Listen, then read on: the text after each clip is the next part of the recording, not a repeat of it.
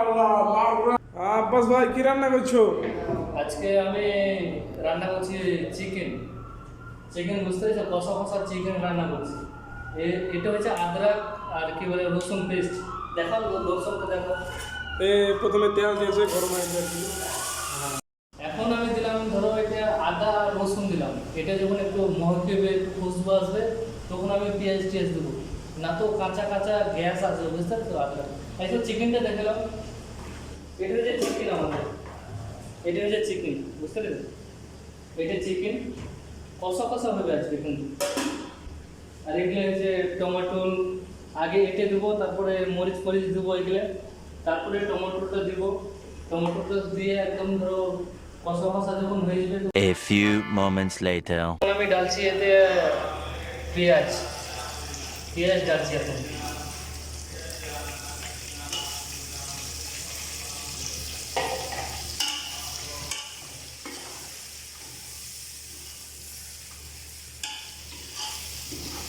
এটা যখন লাল হয়ে যাবে না তখন আমি টমেটোটা দিয়ে দেবো। A few moments later. এই যে মুরগিটা আছে, এই মুরগিটা এখন আমি দিব এতে। এসো দেখাও। এই মুরগিটা কিন্তু পানি আছে, কিন্তু আমি পানিটা ছেঁকে না এতে দিব। আস্তে আস্তে কষবো, তখন কষতে ইনশাআল্লাহ হয়ে যাবে।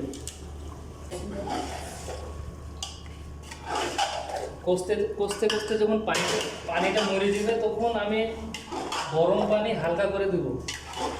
মানে কষা মাংস এটা, বুঝতে পারলে ভাই? কষা মাংস মানে ঝোল করবো না, গায়ে যেন লেগে থাকে। 40 minutes later.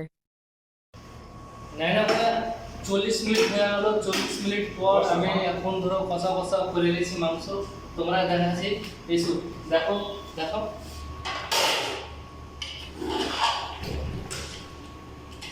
এখন কষা হয়ে গেছে। এরপর যখন আর একটু হইবে, বুঝতে পেরেছি? এখন হয়নি 10 মিনিট দেবো। তারপরে ধনেটা দেখো, এই ধনেটা তারপরে আমি দেবো। কেমন হয়েছে ভাই? ভালো হয়েছে।